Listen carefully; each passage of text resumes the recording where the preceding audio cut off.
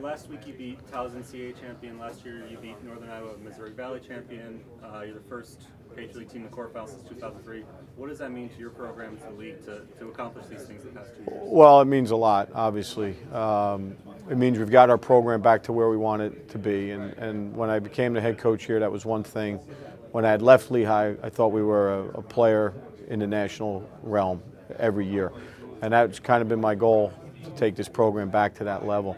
I think we've done that over the last 2 years, and hopefully we can sustain it on some level. It's very hard, as everybody knows, being the first Patriot League team to repeat in many, many years, since the 2003 season, I believe. It means a lot to my kids and my assistant coaches as well, that their hard work has really paid off. And it was real exciting, and I think what made it even more exciting for us last weekend was that it was the CAA champion that we had beaten. They'd kind of been our nemesis. We'd played a lot of very good ones, CAA programs, over the last several years, and we're 0-7. But now when everybody asks me, I can say we're 1-0, and that made it an extra special win. Tell us a little about North Dakota State and what they do well and how you kind of match up with them. They do a lot of things well. Obviously, they've been the number 1, 2, or 3 team, I'm pretty sure, all season long. They're a different team than we see regularly here in the Patriot League, and even the CAA, the way they're playing football now. I would kind of explain that they're more like a Big Ten type of team. Very rugged, physical football team on both sides of the football. Their defense is outstanding, giving up about not even 15 points a game. Their offense does a great job controlling the football. They have very few turnovers on the season. They're very well coached, very well disciplined, in all 3 phases of their game. It's clear they want to, establish the run. They have a very efficient passing game. They'll take some deep shots every now and then, but they're going to, move the ball with play action and ball control passing, kind of a West Coast style philosophy. We're very going to be challenged, to the maximum here, I think, on Saturday. I think we match up okay, though, Matt. We're a very good football team, and I think sometimes coaches don't see that as they're going through the season. But I've seen growth from our football team all through the season, including Saturday. And, we've got a great bunch of competitors, great bunch of kids that love to compete with each other, love the game of football, and I think our passing game is obviously playing at a very high level. The fact that we're in the dome will present some challenges to us in terms of the noise, and I think a huge challenge.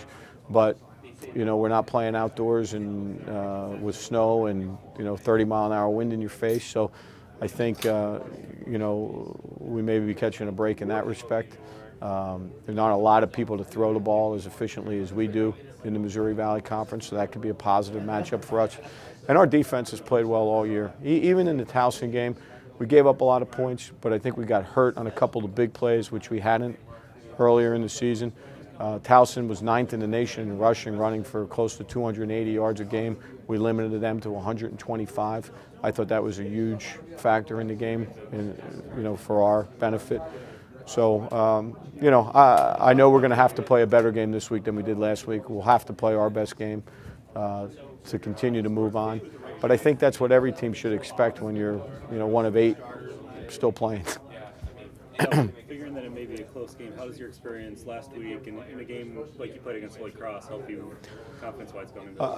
I think it's very important. I did mention to our team and to the media after our win at Holy Cross that was important to win a football game like that, because we had gone through 3 or 4 games prior where most of our guys were out in the 4th quarter. So the Holy Cross game, I think, helped us when we went into the Towson game. We're going to want to play games at this level. You want to play games in December.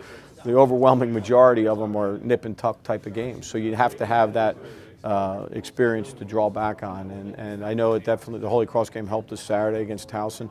And I think, how we manage things on Saturday, we will certainly have benefited from what happened at Towson.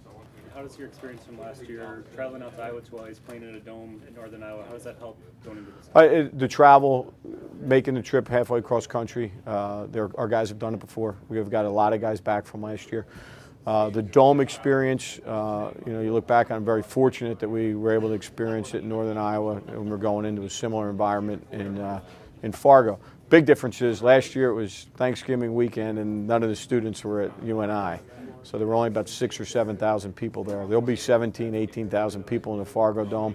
I spent a couple years in the upper Midwest at the University of Minnesota, and great people, passionate people about football. I know the people in North Dakota are the same way. It's the North Dakota State University, so they've got a lot of great fans, in the community.